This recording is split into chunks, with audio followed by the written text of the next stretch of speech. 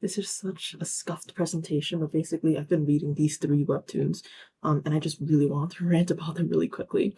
Spoilers for The Tyrant Wants to Be Good, the first season, Sister, I'm the Queen of This Life, and like Mother Like Daughter, but that one's like kind of fake spoilers. So for the first one, The Tyrant Wants to Be Good, they just finished their first season on Webtoon. Basically, the main character, the girl in the cover, she was a tyrant, she was a dictatorship for this country. She gets executed, and then she gets I guess, taken back in time to when she was a kid before she became a dictatorship. And she's basically being given a chance to live a second life, and she wants to become a better person in this run.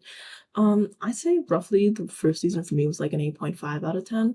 I think the story was pretty decent. It was pretty digestible. The art was really pretty. However, I want to talk mostly about the two male leads in this story. The guy on the right, who's white hair, his name's Ethan, and the guy on the left who has black hair. No, on the right side, my bad, black hair. His name is Theon. The guy on the left is Ethan. Um, so to preface this, in terms of male leads, I like yanderes are probably not normal amount, just because I think they move the plot forward, but that's like a whole other discussion. But the reason why I'm talking about obsessive male leads versus like the cookie cutter, like, I want to do good type of other male leads is because Dion, which is the guy on the right, with black hair, he has the personality of like wet cardboard. So Dion, the cardboard guy, versus Ethan, which is like the morally questionable male lead, and they were talking about how like, oh, which male lead is better for her. Personally, like I'm okay with her not going with anyone, but I'm honestly prefer Ethan much more to Dion because they're always about how like, oh, Dorothy, which is the main girl, like, oh, she had such a big life of regret in her first life. She deserves to be protected. She's trying to better herself. But then it's like, you know, you're giving her the benefit of the doubt, and that's good because the whole moral of the story is about how people deserve a second chance and how she's trying to better herself. And it's like, if Dorothy gets a second chance at life, shouldn't Ethan, like, shouldn't the other, like, kind of evil, scummy male leads also get a second chance? Because there was this weird dichotomy between, especially the webtoon comments, of how, like, Dorothy, the female protagonist, is trying to do good in life, with her second try, even though she was really evil the first time versus Ethan, where he's like still kind of evil because he's still going through all his trauma and stuff, compared to his first time, because I think he remembers his memories from his first life as well. And it's like, people were like, oh no, he isn't good enough for Dorothy.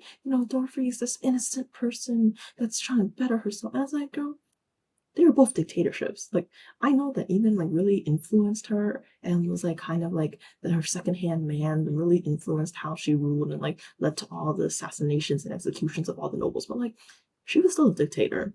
Like, she's still evil. Like, I know she's being better this round and she's like pretty innocent in this round, but like, she still had a choice to execute everyone in the first run. So it's not like, yeah, she was manipulated, but it's not like, she's completely like hands free. Also, because like Dion, which is the guy with black hair, people were always like, oh, he's nice to Dorothy. She liked him in his previous run. He's got no personality. The only thing I remember about him was when in the first life when he like took his own life in front of the main character's like in her bedroom to give her maximum like emotional damage. That's like the one thing I've ever seen him do. Other than that, it's just all like, oh, hi Dorothy. And then Dorothy gets like butterflies because she has a crush on him. And it's like, all right, cool. You didn't progress the plot. So like, I don't know. It's this contrast of like the female lead wants to do good in her second life because of how badly she did, how bad of a person she was in her first life. Contrast to this other webtoon we're gonna talk about called "I'm the Sister of This Life." I personally think this female protagonist is much more interesting than Dorothy from The Tyrant Wants to Be Good. Sister on the Queen of Life, I would rate it like a 9 out of 10 out of where it is currently.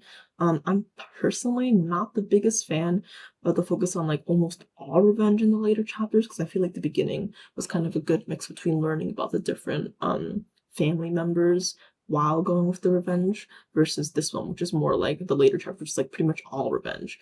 Basically, the main character is pretty damn evil. Like, I mean, she's nice to the nice characters, but when people are nasty, she knows what to do. She really curbs it down. Just like the Tyrant Wants to Be Good. This protagonist also has her second life, so she goes back to before she got killed in her first life. She has all the memories and stuff like that. There's also two male leads, or technically three, I guess. I think. But in this cover, there's two male leads, one on the left with red hair and one on the right with blonde hair. And their two personalities are just asshole one and golden retriever boy. You can notice a dichotomy between these two, like good versus bad male leads. The guy on the left, he has red hair. He actually, I think he has a pretty decent amount of chemistry with the main character. Like, you see them banter a lot and have fun with each other. Khan, he's an asshole, especially in his first life, because he just kind of left her for dead and just treated her pretty horribly. I would say the guy on the right, who's the second male lead and probably the one that's gonna win, I'm gonna be honest. He is a better person and he does have like that golden retriever, happy-go-lucky personality. I don't think he has a lot of personality in general though, however. His chemistry isn't as good. Even though he's not as wet as a cardboard as Dion, just the black-haired male lead from the Tyrant wants to be good, because I think this guy at least still tries to be a good person and still has some identifiable struggles, unlike some other like really bland golden retriever male leads. This is major spoilers, but I already mentioned this, so like in episode like 60 or something, I don't remember the exact episode, Aribella, which is the younger sister of the main character, dies after Ari, which is the main character's older sister, pushes Aribella off the stairs and she dies like Amori style. So this death was supposed to bring Alfonso, which is the blonde male lead from before, and Ari, which is the female lead, together. Personally, I kind of wasn't the biggest fan of that, just because, like, Aribella, which is the girl in the picture, was pretty much the only positive influence on the main character besides the male lead. So she was kind of this ray of innocence that was keeping the female lead's humanity in check and, like, kind of balancing the revenge act with all these, like, I care about you. Maybe you're not as bad as you thought. I thought he was.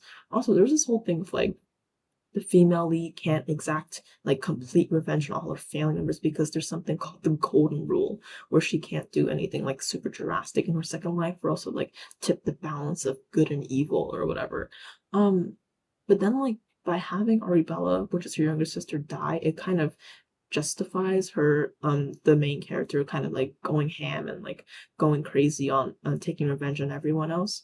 So it's kind of like an excuse for going like 100% revenge, but then it's like if you're gonna do that, then like there is no need to establish the golden rule. Like there's no need to feel any tension because you were gonna kill off Aribella, so it doesn't really matter now. Like there is no support. I mean, yeah, like it gives justification that the families, like horrible people. The mom is pretty nasty. There's the older sister that pushes Arabella down the stairs. But like we kind of already knew they were nasty people. I mean, killing the only other source of happiness kind of like not ruins, but like waters down the revenge story. Because I feel like with a good revenge story, yes, you want them to get revenge. Yes, you want them to have some type of justification. But you also kind of have to have some ray of happiness. In general speaking, I'm just talking about like in general revenge stories I like. Of course, there's exceptions, but I feel like you need to have some type of yin to yang or some kind of happiness amongst all the revenge. Because if it's just revenge or like you killed every single person, it just kind of gets bland after a while because